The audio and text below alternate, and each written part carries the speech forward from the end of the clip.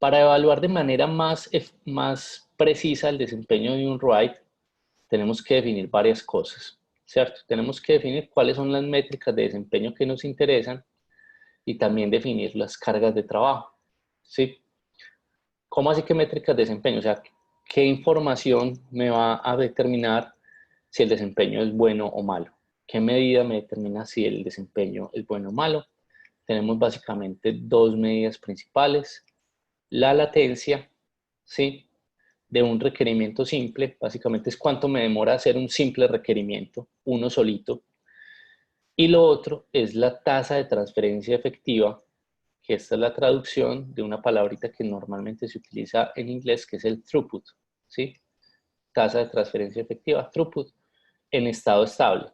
¿Cómo así que en estado estable? O sea, realmente cuando yo estoy trabajando con un sistema de cómputo, yo no hago una simple transferencia, yo hago muchas, ¿cierto? Entonces en estado estable es como, digamos, cuando se hacen muchas transferencias, saber cuál es la tasa de transferencia efectiva. Pero para calcular esa tasa de transferencia efectiva, pues yo lo podría hacer de acuerdo al tipo de trabajo que está desarrollando este sistema, ¿cierto? A la carga de trabajo. Entonces yo puedo generalmente definir también dos cargas de trabajo. Una carga de trabajo secuencial, donde por ejemplo se puede hacer un acceso de 1 MB de datos, ¿cierto? Desde un bloque B hasta un bloque B más 1 MB, ¿cierto? Digamos, datos contiguos. Eso es un acceso secuencial, ¿sí? De una gran porción de datos. O yo puedo tener un acceso aleatorio en el cual pues yo accedo bloques de 4 kilobytes en diferentes direcciones lógicas, en direcciones aleatorias. En este caso, por ejemplo, 1 MB, yo digo, accedo el bloque 0, el 1, el 2, el 3, el 4, hasta que obtenga el megabyte, ¿cierto?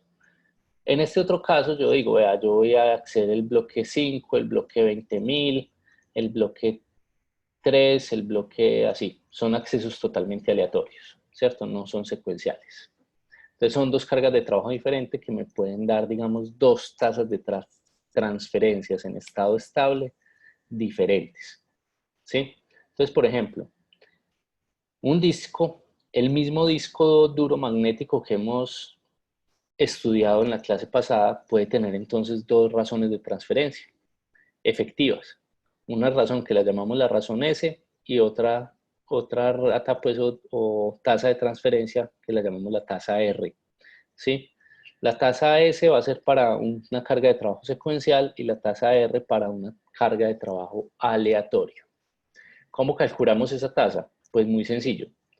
Supongamos, sí, tenemos que hacer una transferencia de 10 megabytes en promedio con datos contiguos. También tenemos que hacer transferencias de 10 kilobytes en promedio con, digamos, de forma aleatoria. Entonces, ¿cuál sería la tasa de transferencia efectiva de este sistema? Si tenemos un disco duro que tiene eh, estas características. Por ejemplo, que tiene un seek time de 7 milisegundos, un, un retraso rotacional de 3 milisegundos y una tasa de transferencia de 50 milisegundos. Entonces, si ustedes no se acuerdan, recuerden pues que habíamos dicho que el disco pues es un plato magnético, que básicamente hay un brazo lector que se mueve pues, digamos, en la superficie de este disco, digamos, generando diferentes tracks, ¿sí? O círculos concéntricos, así más o menos.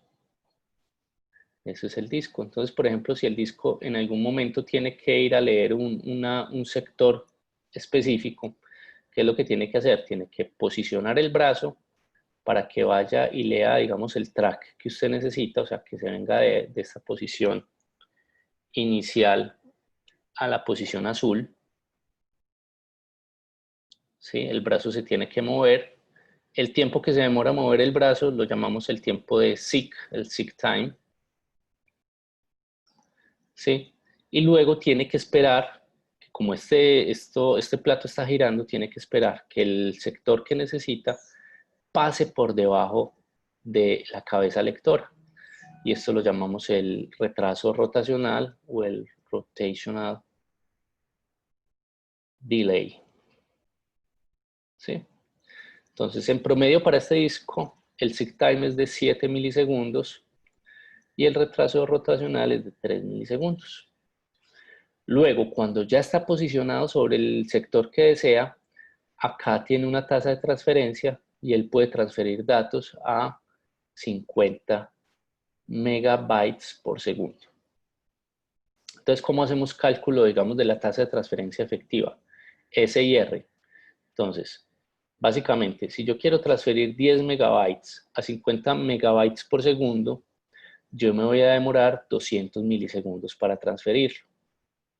Pero si adicionalmente yo necesito 7 milisegundos para el seek time y 3 milisegundos para el delay rotacional, me da que para transferir todos esos datos, esos 10 megabytes de datos, yo me voy a demorar 210 milisegundos.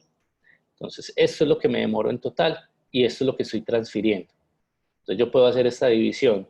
La cantidad de datos dividido el tiempo que yo me demoro pues accediendo a esos datos, obteniendo esos datos, me da la tasa de transferencia efectiva, que son alrededor de 47.62 megabytes por segundo en sistemas secuenciales. Entonces ahí tengo, digamos, una tasa típica S para un disco duro, uno solito.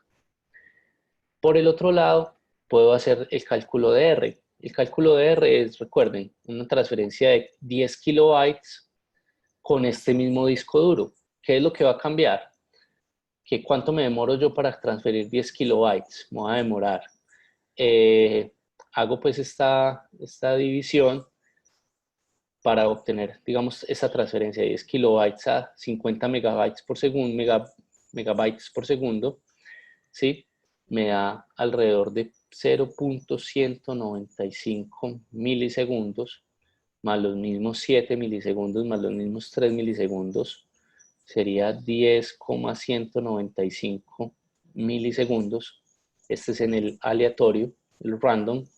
Entonces, para transferir 10 kilobytes, me demoro 10,195 milisegundos, me da una tasa de transferencia efectiva de 0.98 megabytes por segundo en sistemas aleatorios.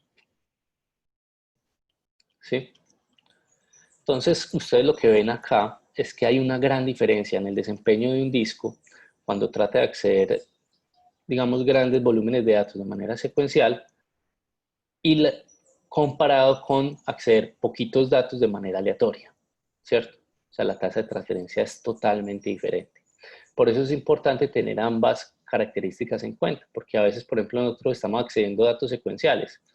Piense, por ejemplo, el dato secuencial puede ser, digamos, una canción, ¿cierto? Una canción puede, en formato MP4 almacenada en el disco duro y yo la estoy, digamos, transfiriendo, la puedo acceder de manera totalmente secuencial, ¿cierto? O una imagen, ¿sí? Mientras que, digamos, un acceso aleatorio sería, por ejemplo, una base de datos. La base de datos es muy grande en general, pero yo no quiero tomar toda la base de datos para acceder a un requerimiento, sino que yo hago un requerimiento, digamos, a una posición, luego a otra, luego a otra, luego a otra. Generalmente no tiene que ser secuencial, sino que puede ser aleatorio. Listo. Sí, o sea, esto tiene que ver, digamos, con la fragmentación. También eso lo vamos a analizar un poquito más adelante en el curso, el tema de la fragmentación, pero sí tiene totalmente que ver. Eso depende mucho del sistema de archivo, pero en general, cuando usted almacena, digamos, usted tiene un archivo muy grande y lo almacena en diferentes fragmentos, en diferentes posiciones del disco, pues usted va a tener un tiempo de acceso a ese archivo muy malo, ¿cierto? Que es, digamos, usted va a tener que hacer, digamos, accesos aleatorios. Entonces, eso lo podemos ver mejor con una grafiquita. Por ejemplo, listo. Entonces, acá yo tengo el disco. Vamos a hacer ese disco por acá. Tratar de hacerlo pues bien. Digamos que está la superficie. Acá está el eje. Yo tengo que almacenar unos datos. Entonces, digamos que tengo que almacenar estos 4 datos. Entonces, si yo soy capaz de almacenarlos de manera secuencial, pues ellos me quedan, digamos, contiguos. Con un solo movimiento del brazo y con un solo delay rotacional, yo puedo acceder a todos estos 4 datos. Pero si mi sistema no los almacena contigo, sino que los almacena, digamos, en diferentes sectores, entonces para cada uno de estos, digamos, para acceder, digamos, este es el 1, el 2, el 3, el 4, el sistema va a tener que hacer diferentes movimientos del brazo, ¿cierto? A diferentes tracks y va a tener que soportar diferentes retrasos rotacionales. ¿Listo? Entonces eso es lo que está sucediendo. Pues digamos, eso es lo que hablamos como de que un dato, digamos que esto es un mismo archivo, puede estar contiguo o puede estar fragmentado. ¿Listo? Pero eso es un poquito, tiene que ver más con los sistemas de archivo que vamos a ver más adelante. Pero sí, obviamente tiene el mismo análisis en desempeño, ¿sí? Porque si yo los tengo contiguos, pues tengo una tasa de transferencia secuencial que estamos hablando de casi 48 megabytes por segundo, lo cual es muy rápido. Pero si tengo accesos de este tipo, pues estoy hablando de una tasa de transferencia como aleatoria, en la cual estoy obteniendo cerca de 0.9 megabytes por segundo, lo cual pues es totalmente diferente. Pues para el mismo disco son dos accesos totalmente diferentes, dos tiempos de acceso totalmente diferentes.